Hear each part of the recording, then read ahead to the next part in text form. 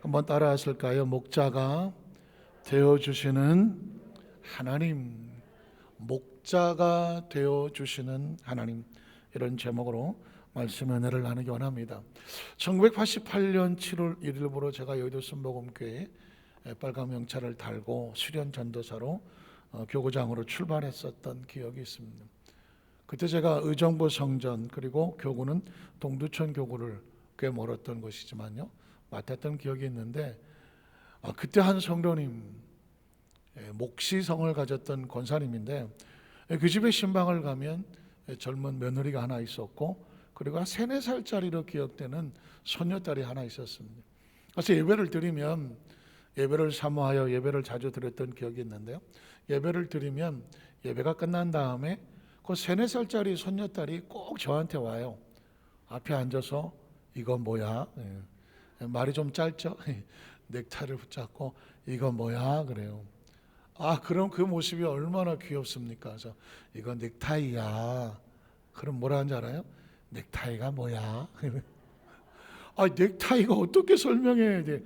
그래서 이거는 양복에다가 와이셔츠에 이렇게 거는 거야. 그럼 양복이 뭐야?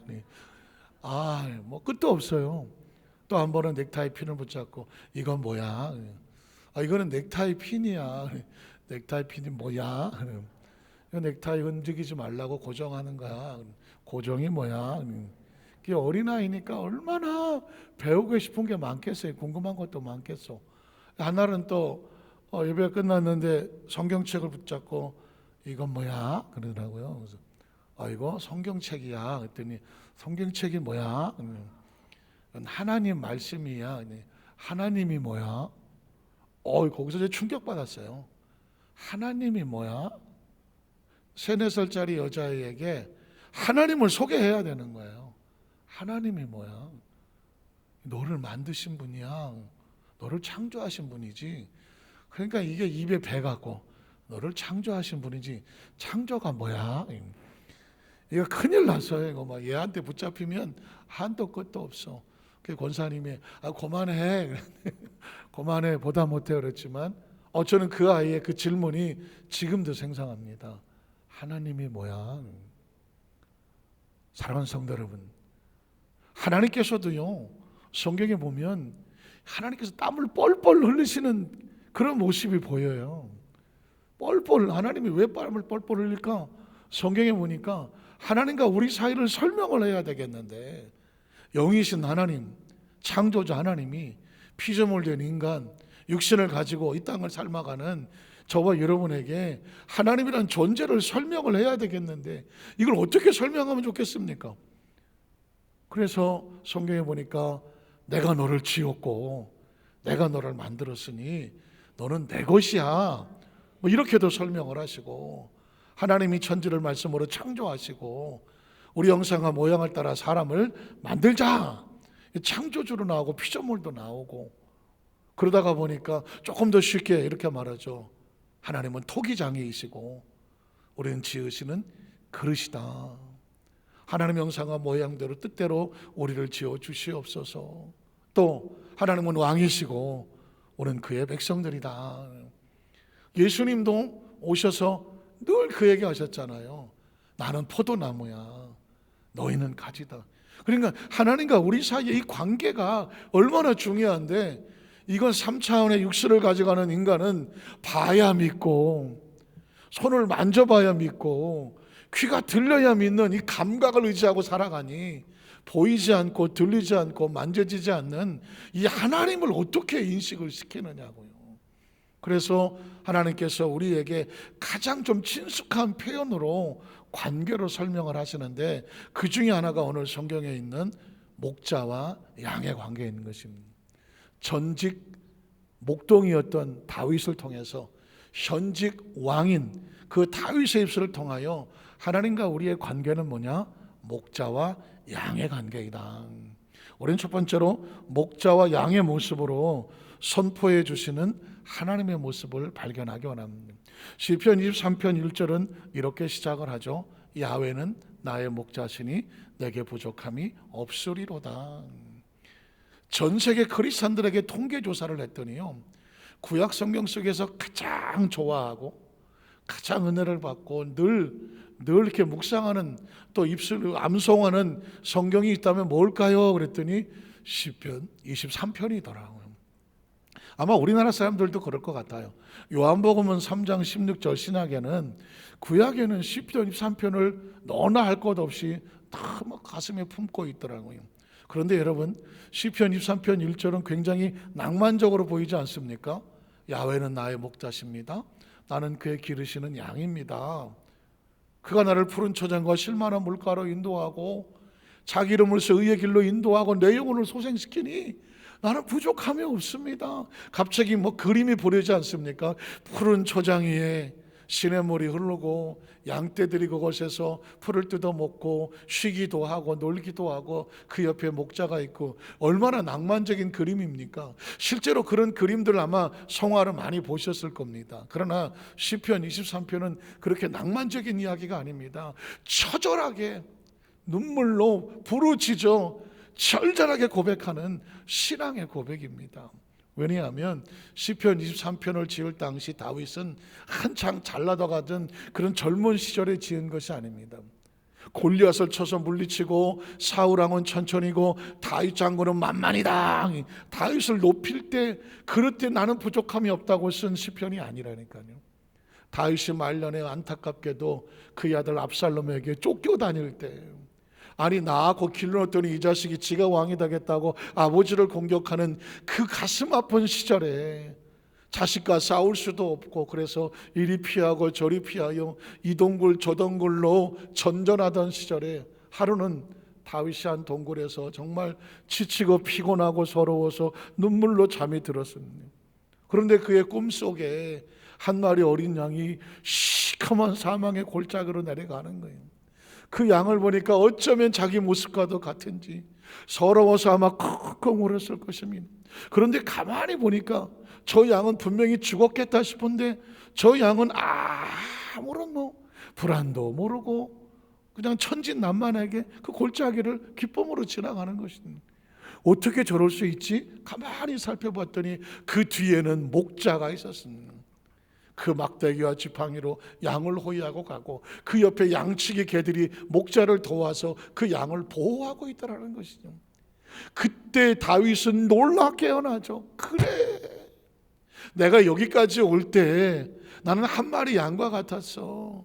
하나님은 나의 목자가 되어주셨지. 내가 그 많은 시련과 죽음의 골짜기를 지나갈 때 내 힘으로 살아나온 게 아니잖아. 그 많은 시련 속에서 내가 어떤 재수가 좋고 운이 좋고 빽이 좋아서 내 힘으로 살아나온 게 아니었어. 내가 목자로서 내 양들을 지킬 때 내가 그 양들에서 목숨을 걸었던 것처럼 하나님이 목자가 되셔서 나를 건져서 지금 여기까지 와 있는 거예요. 비록 내가 지금은 이 동굴 저 동굴을 전전한다고 할지라도, 지금은 서럽고 힘들어 보여도 하나님은 여전히 나의 목자가 되어 주셔서 이 사망의 음침한 골짜기를 안전하게 지켜나가게 하실 것이다. 그의 마음에 그 소원이 생겨나가면서 시편 23편을 절절히 적어내려간 것이죠. 그리고 제가 언젠가 말씀드렸지만 시편 23편은 1절로 6절까지 되어 있는데, 보통 우리나라 글은 서론이 있고 본론이 있고 결론이 있잖아요. 근데 시편 23편은 1절이 시작하는데 1절이 서론이 아니에요. 그 시의 구조상 보면은, 혹시 계란을 아십니까? 계란에 보면 가운데 노란 자가 있고 또 흰 자가 가해 있고 그 다음에 껍데기가 가해 있잖아요. 그런 것처럼 이 시편은요, 주제가 첫 서론은 뭐냐면 가운데 있어요. 4절이 서론이에요. 하나님, 지금 내가 사망의 음침한 골짜기에 있습니다. 모든 인생이 여기서부터 시작하잖아요. 사망의 음침한 골짜기에 있습니다. 사방을 돌아보니 나를 도와줄 사람이 아무도 없습니다. 왜 사람은 환난 날에 하나님을 찾을까요? 고난의 골짜기를 지나갈 때 하나님을 찾을까요? 모든 인생이 그래요. 인생의 처음에 출발은 또 사망의 음침한 골짜기 같은 그런 고통의 삶을 지나가. 그러나 거기서 누구를 만나냐면 하나님을 경험하고 체험해야, 목자 되신 하나님을 경험해야 그 다음에 그런 고백을 하죠. 그가 나를 푸른 초장과 실만한 물가로 인도하시더라. 내 영혼을 소생시키시고 자기 이름으로 해서 의의 길로 인도하시도다. 그러니 어떻게 됩니까? 결론이 뭐예요? 하나님은 나의 목자구나. 그런 내가 부족함이 없구나. 시편 3편은 1절은 뭐냐? 결론과 같은 거예요. 사실은 이 고백을 다윗이 했다는 것은 굉장히 중요한 의미가 있습니다. 제가 만약에 야훼는 나의 목자시니 내가 부족함이 없으리로다 라고 말했다면 누구도 공감하기 힘들었을 것입니다. 왜냐하면 지가 언제 뭐 양을 쳐봤어? 아니 언제 목동을 해봤어? 아니 맨날 장사만 하던가 아니면 군인이었던가 뭐 정치만 하던 사람이 갑자기 나와서 양이란 말이죠 하고 얘기하면 알아듣겠냐고, 공감하겠냐고. 그러나 이 다윗은 전직이 뭐예요? 목동이었다니까. 실제로 양을 치던 사람이었다니까. 다윗은 고백하기를 내 양을 곰이 물어가고 사자가 물어가면 내가 쫓아가서 그 곰을 물맷돌로 쳐서 무너뜨리고, 사자는 제가 죄송한 짐승이니까 죄송한 편이지만 아가리를 찢어서 그 양을 내가 건져냈다. 목자인 나도 내 양을 위해서 그렇게 했는데 만군의 야훼 사시는 하나님께서 나를 곰의 이빨과 사자의 벌탑에 내버려 두겠느냐. 목자인 나도 내 양을 건져내는데 하나님께서 나를 그렇게 내버려 두시겠느냐? 아니다라는 거죠. 왜냐하면 하나님은 나의 진정한 목자가 되었습니다. 양은요 사실상 방어용 공격용 무기가 없어요. 공격을 당하면 그대로 속수무책이 당할 수밖에 없습니다. 그래서 양의 안전은 누가 지켜주느냐? 목자가 지켜주는 거잖아요. 사자의 이빨, 곰의 발톱에서 건져낸 것은 목자였다는 것이죠. 그리고 푸른 초장과 실만한 초장을 그 물가를 양이 찾아갈 능력이 없어요. 아시겠지만 양은 지독한 근시, 앞이 잘 보이지 않아. 후각도 없어. 발톱도 없고 뭐 가시도 없고 뭐 불도 없어. 빠른 발도 없고 다리는 쇼다리고 뭐 움직일 수가 있어야지. 양은요 푸른 초장과 실만한 그 물가를 찾아낼 능력이 없다니까요. 그래서 푸른 초장과 실만한 물가는 누가 찾습니까? 목자가 찾는 거지. 목자는 밥 먹고 뭐만 생각해요? 어디 푸른 초장이 있을까? 어디 실만한 물가가 있을까? 누구를 위해서?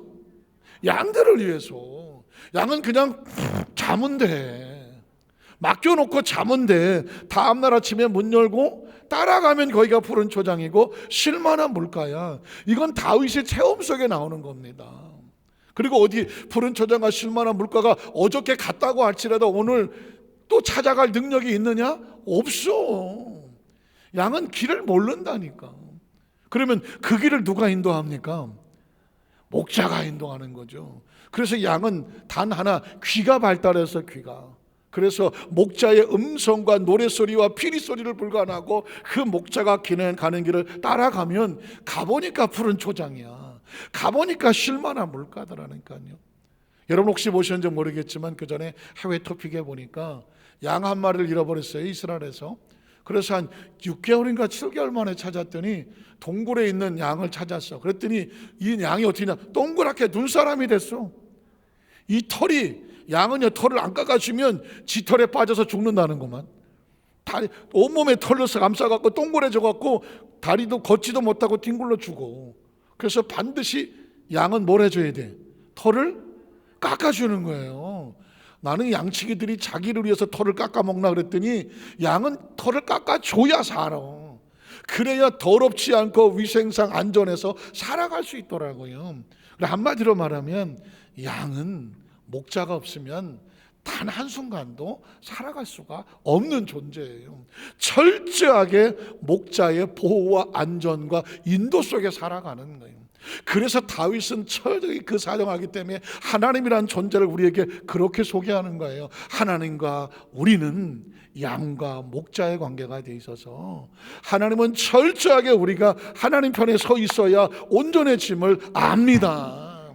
그러니 다윗의 이 고백은요 처절한 고백이에요. 야훼는 나의 목자시니 나는 기르의 양이고 나는 부족함이 없도다, 이런 게 아니라니까요. 하나님, 나는요 하나님이 없으면 단 한순간도 살아갈 수 없는 양과 같은 존재예요. 그러나 하나님께서 목자가 되어주셔서 여기까지 나를 인도해 주셨어요. 내가 지금 살아있는 것은 목자가 있기 때문이에요. 양이 지금 버젓이 살아있다, 그건 지키는 목자가 있기 때문이에요. 앞으로 이 양이 살아간다, 누가 보장합니까? 목자가 있기 때문인 거죠. 그러니까 이 양이라고 하는 것은 목자가 있는 한 어느 누구도 손을 댈 수 없는 축복된 존재, 이걸 알았기 때문에 다윗은 우리에게 외치는 것입니다. 내가 지금 여기까지 살아온 것은 목자 때문입니다. 내가 살아갈 수 있는 것은 목자 때문입니다. 나에게는 영원히 변하지 않는 목자 되신 하나님이 있으니 비로소 나는 이렇게 고백합니다. 내게 부족함이 없습니다. 그러면 이제 2절 3절은 자동으로 해석이 되죠. 2절 3절에 보니까 그가 나를 푸른 풀밭에 누이시며 그러죠. 사람은 각자 자기 이름을 내가 이 정도 힘이 있어 내가 말이야 하고 싶잖아요. 그런데 양은 절대로 그렇게 하지 못합니다. 목자가 나를 푸른 풀밭에 누워주시며, 그리고 그 목자가 나를 쉴만한 물가로 인도해 주십니다. 뒤집어 말하면 나는 목자를 따라갔더니 푸른 풀밭에 와서 누워질 수가 있으며, 그 목자를 따라왔더니 쉴만한 물가에 와서 이렇게 물을 먹고 있습니다. 내 생명은 목자의 산에 달려 있습니다. 이 이야기를 하는 거거든요. 그래서 그 다음 절에 보면 내 영혼을 소생시키더라. 내 영혼의 이 모든 것들은 그 목자의 손에 달려와서 회복이 되어지는 거죠. 회복. 소생이란 단어는 회복이에요. 저는 회복이라는 단어가 얼마나 좋은지 몰라요. 창세기 28장에 보면 하나님께서 야곱에게 과연 내가 너를 버리지 아니하며 떠나지 아니하며 내가 어디로 가든지 함께 할 것이며 내가 약속을 다 이룰 때까지 너를 떠나지 아니하며 내가 다시 너를 여기다 갖다 놓고 회복하게 하리라. 여러분 혹시 삶을 살아가면서 잊어버린 것 있습니까? 영권을 잃어버렸다든가 물건을 잃어버렸다든가 혹시 건강을 잃어버린 것이 있습니까? 꿈을 잃어버린 것이 있습니까? 그걸 내가 잘못해서 잃어버렸던 것이 있다고 한다면 오늘 이 말씀을 가슴에 새기시면서 하나님 내가 기르신 하나님의 양인 걸 고백합니다. 하나님 목자가 되어 주셔서 내 영혼을 위하여 소생시키신다고 그랬으니 하나님 회복의 은혜를 더하여 주시옵소서. 회복의 은혜를 주시옵소서. 제 마음속에도 내가 반드시 찾아야 될 하나님 앞에 구하는 회복의 소원이 있거든요. 하나님 나를 회복을 시켜주시고 소생을 시켜주셔서 하나님이 주시고 세운다는 곳에 세워주시옵소서. 이게 제 젊은 날보다 제 가슴에 품고 있는 처절한 말씀에 대한 소원이거든. 오늘 여러분의 가슴 속에도 똑같이 외십시오. 하나님 목자가 되어주시면 내 영혼을 어떻게 해준다? 소생시켜 주신다. 회복을 시켜준다. 다시 찾게 해주신다. 잃었던 걸 다시 찾게 해주신다. 떠났던 걸 다시 그곳에 있게 만들어 주신다. 믿으십니까? 이건 엄청난 단어입니다. 그 이유가 뭐냐? 자기 이름을 위하여. 한번 따라 하실까요? 자기 이름을 위하여. 하나님의 이름을 위하여 그렇게 하신다는 것이죠. 굉장히 중요한 것입니다. 혹시 여러분 양에 대해서 관심을 갖고 계시면 혹시 아시겠지만 어느 나라든지 양은요 한 목장 안에 한꺼번에 동네 사람들 양들 다 갖다가 한 우리에다 집어넣습니다. 우리 생각에는 각자 양우리가 있어갖고 내 양은 내 우리 각자 우리에 있을 것 같잖아요. 그런데 이 양을 치는 사람 목축업자들은 한 곳에 다 갖다 집어넣어요. 그 우리 걱정되잖아. 이거 어떡하지? 내 양을 한꺼번에 집어넣으면 이걸 어떻게 구분하지? 걱정되잖아요. 그런데 양을 치는 사람들은 다 방법이 있어. 그 양들에게 이거는 김씨양, 이거는 이씨양, 이거는 박씨양 각자 표식이 다 붙어 있어. 그러니까 이름을 써놓든지 사인을 해놓든지 기호를 집어넣든지 해서 이거는 당장 누구 양인지를 알아. 문제는 더 재밌는 건 뭐냐? 이 양들이 귀가 발달해서 자기 목자의 음성을 안다는 겁니다. 그래서 아침에 와서 문을 열어놓고, 양의 문이라고 말하죠. 문을 열어놓고 죄송하지만 사람 이름처럼 영자야 그러면 매 영자가 나와. 영씨가 그러면 매 하고 나와. 절대 다른 그 주인의 음성에 반응하지를 않아. 그 집 그 자기 주인의 음성만 듣고 매 하고 나와. 그래서 예수님께서 나는 양의 문이다. 나는 양의 문이다. 나는 선한 목자다. 양은 내 음성을 안다고 하더래요. 그러니까 예수를 믿고 하나님의 자녀가 되면 하나님께 손으로 말씀이 선포되고 예배는 말씀이잖아요.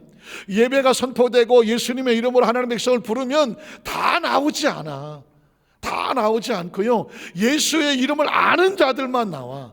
하나님의 음성을 듣는 자들이 나온다니까요.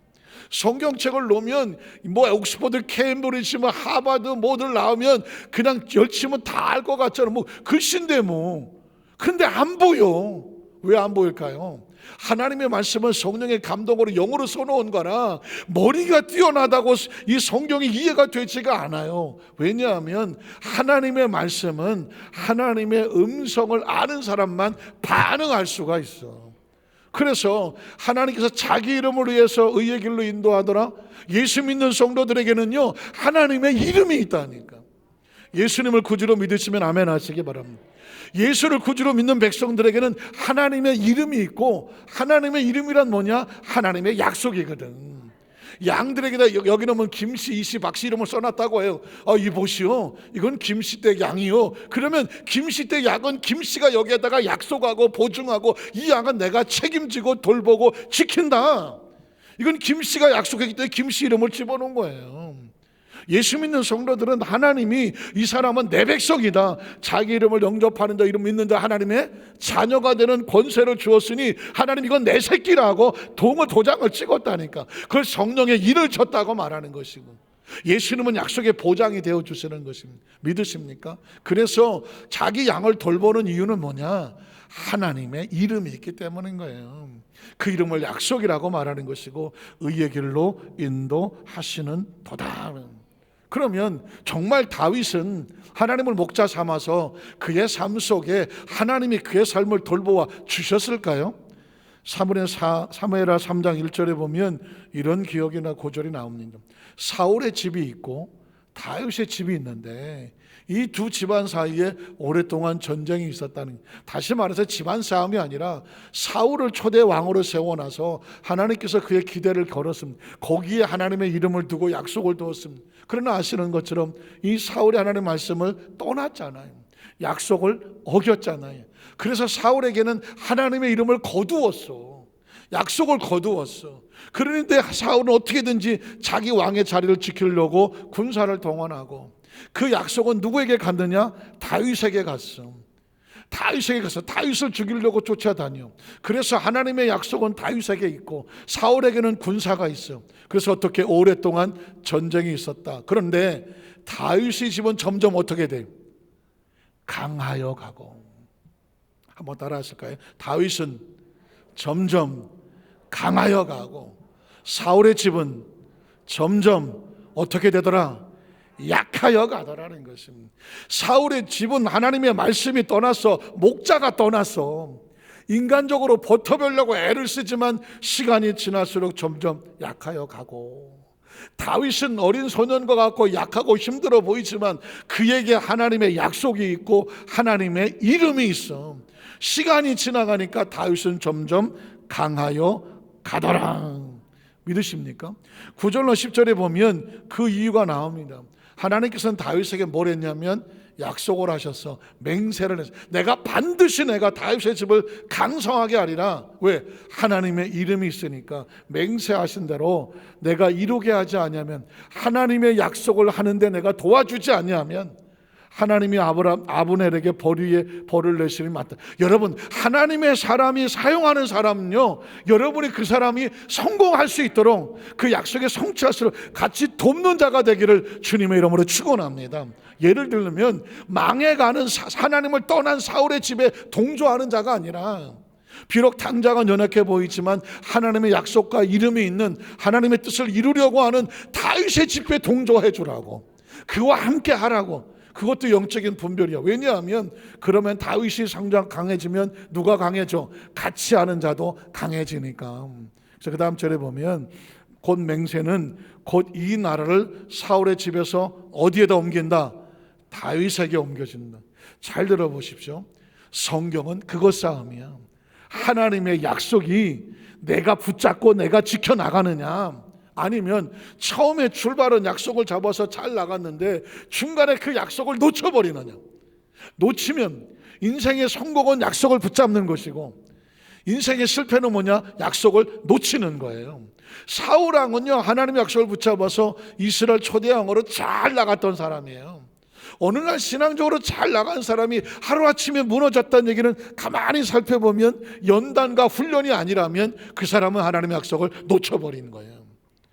우리 여의도 순복 안산교회 성도는 어떤 상황, 어떤 처지라도 그 약속의 비밀을 알아서 반드시 약속을 어떻게 한다? 붙잡고 지켜낸다. 떠나지 아니한다 하거든요. 그래서 다윗에게 옮겨서 그 다음에 어떻게 됐나요?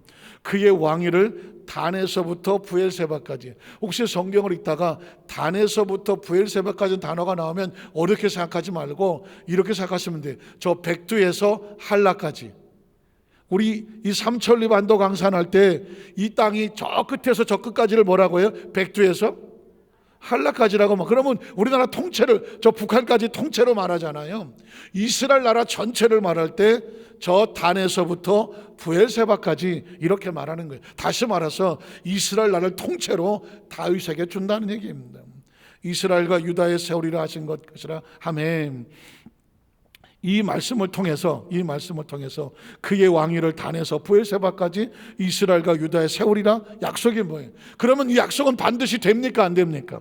반드시 되지. 그걸 아셔야 돼요. 이제 저와 여러분의 신앙생활을 하면서 하나님의 말씀은 요행과 재수가 아니거든요. 약속을 부여잡고 믿음으로 나가면 우리에게 어떤 의식이 돌아와야 되냐면, 나는 세상에 눈치 보는 존재가 아니구나. 집안에 따라서 내 운명이 결정되는 게 아니구나. 내 학력에 따라 결정되는 게 아니구나. 세상의 기준은 그렇게 말할 거예요. 집안도 좋아야 되고, 머리도 좋아야 되고, 뭐 기술도 좋아야 되고, 운때도 만나야 되고, 사람도 잘 만나야 되고, 때도 잘 만나야 되고, 맞는 얘기야. 그러나 이 모든 것들을 배후에서 움직이는 건 누구냐? 그건 하나님이야. 믿으십니까? 그러니까 내가 사람을 찾아가고, 내가 운을 만들고, 내가 때를 만들고, 이건 내가 하는 게 아니야. 재수와 요행이란 단어는 사람의 손에 있지 않아. 그 모든 배후에는 하나님이 있는 거고, 하나님은 재수라고 말하지 아니하고 요행이라고 말하지도 않아. 사주팔자로 말하지 않아. 하나님은 약속으로 말씀하는 거고, 그 전능하신 하나님께서 우리에게 원하는 것은 하나님에 대한 절대 신뢰를 가지고 마치 양이 목자를 따라가 주는 것처럼 신뢰해 주면 만든 건 누가 만든다? 하나님이 만들어 내시는 줄로 믿습니다. 그걸 신앙이라고 말해요. 오중보험과 삼박자 축복은 세상에서 무슨 하나님은 맨날 축복만 하시느냐? 손가락질 할 수도 있어. 사랑하는 자여, 내 영혼은 잘 되고 범사가 잘 되고 강건할지어다. 그러면 아니, 크리스찬이 고난도 받고 뭐 가난하게도 살고 병도 들고 그러는 거지, 하나님은 뭐 맨날 잘 되고 잘 되냐? 그건 나도 몰라. 성경을 찾아보면 하나님은 자기 백성을 처음 만나면 내가 반드시 너를 심히 번성하게 만들어줄게, 크게 만들어줄게. 여러분 어떻게 생각하세요? 여러분 자식을 태어난 어린 생명을 보고 태어나다가 너는 고생 좀 작작하고 살다가 인생의 쓴맛 단맛 다 벌고야 너 그렇게 좀 살아라, 그런 부모 봤습니까? 그런 할머니 할아버지 봤습니까? 어떻게든지 이 생명이 잘 자라서 자신의 꿈을 키우고 정말 사명을 착하고 멋지고 행복하게 살았으면 좋겠다. 인지상정이야. 사람은 다 그렇게 생각해. 하나님은 성경에 보니까 누구를 만나든 내가 얘를 어떻게 번성시킬까? 이게 하나님의 꿈이야. 예수님을 구주로 믿으시면 아멘 하시기 바랍니다. 예수란 뭐냐? 이 하나님의 약속이 회복이 되는 거예요. 지나간 과거는 다 내려놔. 지금 연살 속에서 하나님을 지금 처음 예수를 믿어도 괜찮아요.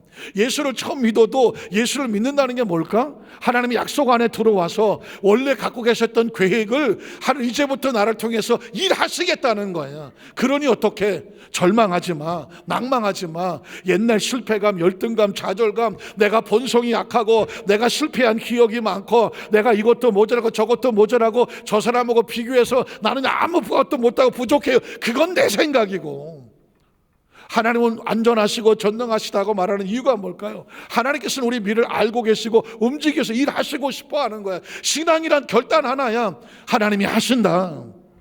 거기에 대해서 의심하지 않는다. 불안해하지 않는다. 초조하지 않는다. 절대 희망으로 나간다. 그래서 희망이라고 말하는 거죠. 그러면 이제 하나만 더 말씀을 드리면, 그러면 이제 우리는 하나만 붙잡고 살면 돼. 하나님의 영원한 언약, 하나님의 집에 거한다. 다윗은 그래서 하나님의 편에 영원히 있겠다고 선포를 합니다. 하나님 편에 영원히. 한번 따라서 영원히.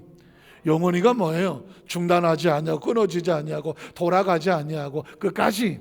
그래서 여러분 시편 23편 4절로 6절에 보면 내가 사망의 음침한 골짜기로 다닐지라도 서론이라고 말했죠. 해를 두려워하지 않는 것은 이유가 뭘까? 주께서 나와 함께 하심이라. 주의 지팡이와 막대기가 나를 안위하십니다. 그래서 그 다음 절에 보면 주께서 내 원수의 목전에서 내게 상을 차려주시고 기름을 내 머리에 부으셨으니 내 잔이 차고 넘침. 이게 사망의 음침한 골짜기에 있는 사람이 할 얘기야? 아니잖아요. 그런데 할 수 있는 이유가 뭐냐면 주께서 나와 함께 하심이라. 그 주님, 목자가 뭐야? 목자는 약속이에요. 양이야. 양이 목자랑 같이 있어. 목자가 있는 한 양은 목자의 능력을 다 동원해서 양을 지키고 보호하고 그 삶을 차고 넘치게 하신다니까. 우리의 목자는 무슨 미국 대통령도 아니고 어디 무슨 뛰어난 과학자도 아니고 재벌도 아니야. 하나님이야. 하나님이 가장 완벽하게 우리를 알고 계시고 가장 완벽한 권세를 갖고 계신 하나님께서 어떻게 채우시고 부으시고 충만하고 차고 넘치게 하신다는 것입니다. 이게 다윗의 신앙 고백을 통해서 저와 여러분에게 그 다윗은 좀 현실의 사망의 음침한 골짜기에서 허망한 꿈을 꾸는 것이 아니라 약속에 근거하여 믿음의 고백을 하고 있는 거죠. 어휴, 깜짝이야, 놀랐습니다. 그 다음 절에 6절에 보면 그래서 결론이죠. 서론이며 결론이죠. 내 평의 성생의 선하심과 인자하심. 이게 무슨 말이에요? 선하심과 인자하심은 신실하심이야. 목자는 신실하게 자기 양을 위해서 끊임없이 졸지 아니하고 주무시지 아니하고 푸른 초장과 쉴만한 물가도 찾고 가장 안전한 길도 찾고 양을 잘 돌보아 안전하게 잠을 자고 일어나 같이 움직이고 같이 갔다 다시 와서 또 돌보아 주고 그 헌신과 신실하심과 그 인자하심과 선하심, 이게 하나님은 그 안에 어떻게 하신다? 반드시 나를 어떻게 한다? 함께 있다. 한번 따라, 반드시 나를 따르리니. 이 말이 뭐냐? 약속에 묶여있는 생명싸개란 말과 같은 말이에요. 제가 생명싸개로 보호하신 하나님 말씀을 들을 때 싸개란 게 뭐냐? 영어로 번들이라고 말했습니다. 번들이 뭐냐? 막대기가 여러 가지 있는데 이걸 하나로 묶어버렸어요. 묶어놓아서 이 묶은 단, 나무 단, 이걸 번들이라고 그래요. 그러니까 우리 생명이 각자 나무 쪼가리 같지만 이걸 묶어서 하나님 안에 묶어버린 거예요. 생명싸개란 뭐냐? 하나님 안에서 묶어버린 것. 저와 여러분은 하나님의 생명싸개 안에 묶어버린 존재예요. 하나님의 선하심과 인자하심, 반드시 나를 따른다? 나와 같이 묶였어. 그러니까 목자가 가면 양이 가잖아. 믿으십니까? 목자가 가면 양은 묶여서 가는 거예요. 목자가 시냇가를 가면 양도 시냇가를 가고, 목자가 푸른 초장을 가면 양도 푸른 초장을 가잖아. 그러니까 하나님 백성들의 내 삶은 뭐냐? 하나님께 묶여서 어떻게 간다? 하나님과 같이 간다. 확실하십니까? 그러니까 인생을 다시 보는 거지. 다시 보는 거예요. 제가 지난 금요 철회배 때 1943년 3월 4일생 이영복이라는 그 소경 가수의 가사를 설명하기도 했는데, 다시 오래전 노래지만 다시 생각해 봤더니 얼마나 처절하게 불렀는지. 떨어지는 꽃잎과 같고 뒹구는 낙엽과 같고 흘러가는 구름과 같아. 사랑하는 어머니 왜 나를 낳았나. 가만히 보니까 사랑하는 어머니도 아니야. 어머니가 불쌍해. 가엾은 어머니 왜 나를 낳으셨나요? 왜 나를 낳으셨나?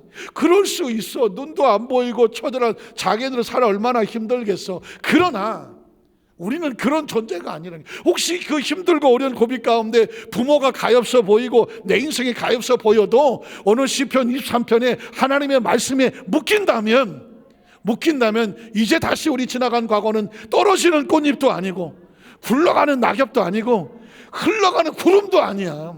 우리의 생명은 하나님이 묶어서 그 선하심과 인자심으로 보호하여 끝까지 따라준다니까. 끝까지 따라주시니 내가 할 건 딴 거 아니야. 내가 하나님의 집에 영원히 어떻게 해야 돼? 살면 되는 거예요.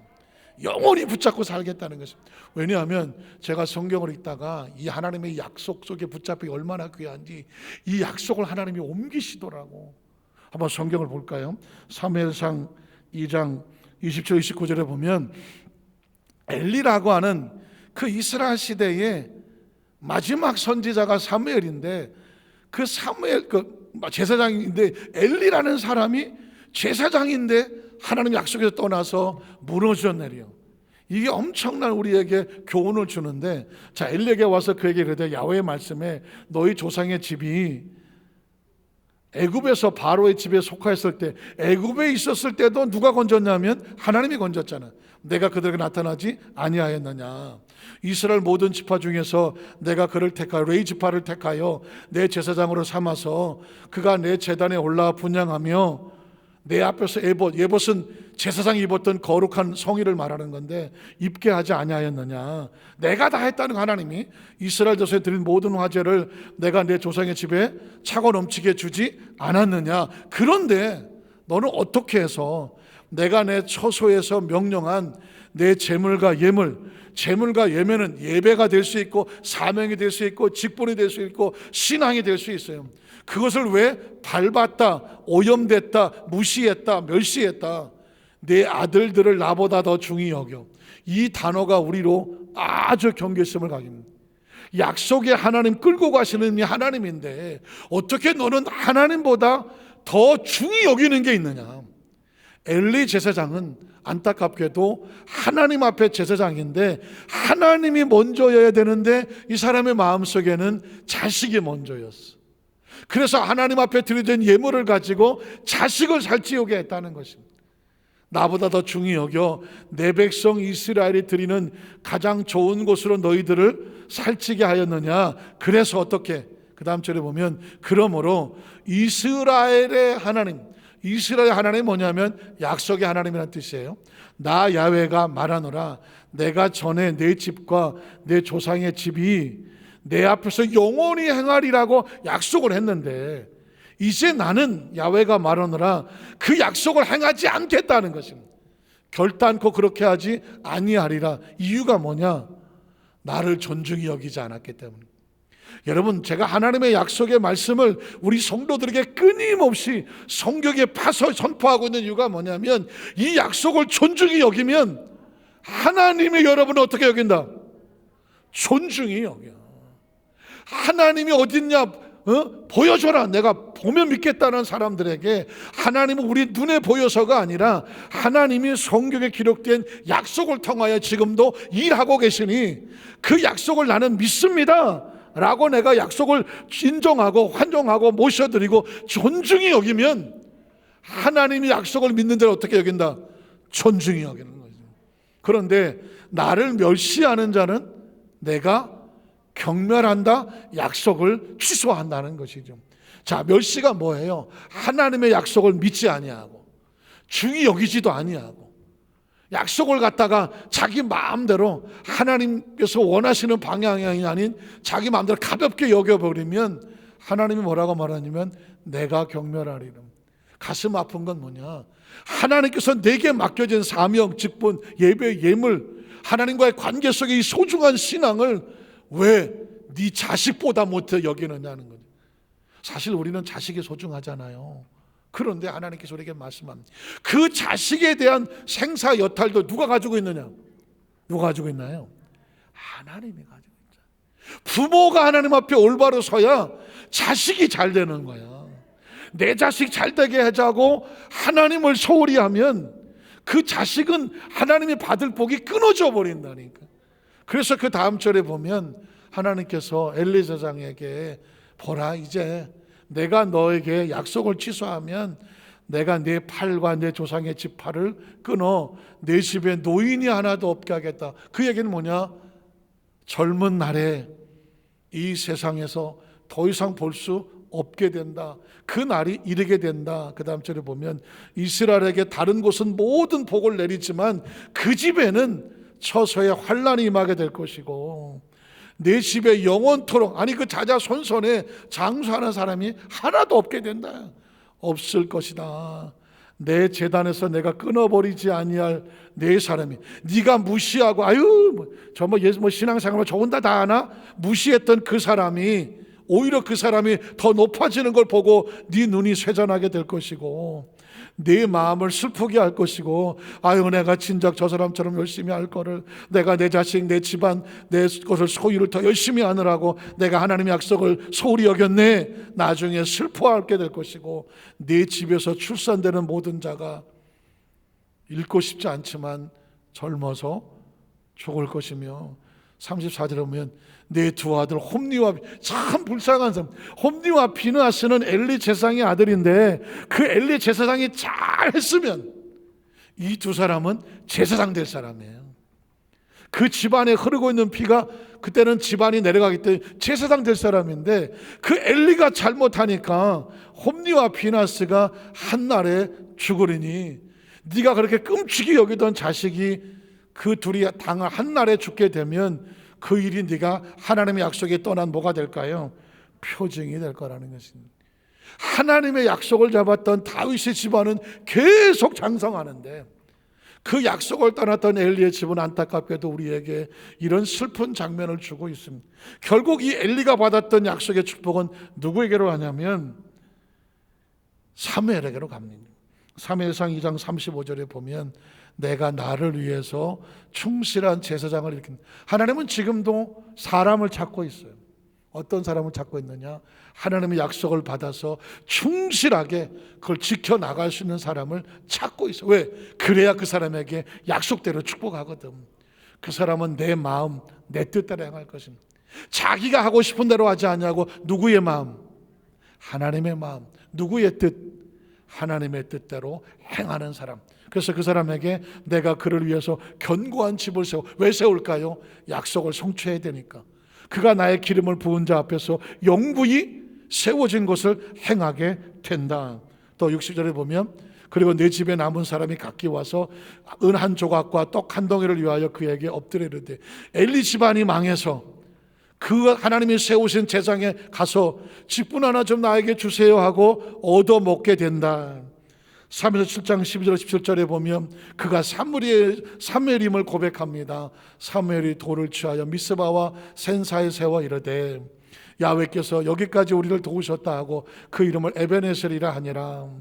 이에 블레셋 사람들을 굴복하여 다시는 이스라엘 지역 안에 들어오지 못하였으며, 야훼의 손이 사무엘이 사는 날 동안에 블레셋 사람을 막아주셨으며, 블레셋 사람들이 이스라엘에게 빼앗았던 성읍을 에그로부터 가드까지 이스라엘 다 찾아와 회복되니, 이스라엘이 그 사방 지역을 블레셋 사람들의 손에서 도로 다 찾았고, 아까 소생하고 회복했고, 또 이스라엘과 아모리 사람 사이에 평화가 있었더라. 사무엘이 사는 날 동안에 이스라엘을 다스렸으되 해마다 베델과 길가가 미스바로 순회하여 그 모든 곳에서 이스라엘을 다스렸고, 라마 사무엘의 고향으로 돌아왔으니 이는 거기에 자기 집이 있음이니라. 거기서도 이스라엘을 다스렸으며, 또 거기에 야훼를 위하여 무엇을 쌓았습니까? 제단을 쌓았더라. 엘리는 자기가 잘못해서 자기의 자녀들에게도 화가 왔지만, 사무엘은 하나님의 약속을 부여잡고 나라를 잘 다스렸더니 나라 전체가 복을 받아서 잃었던 것도 찾게 했다는 것입니다. 말씀을 정리하기를 원합니다.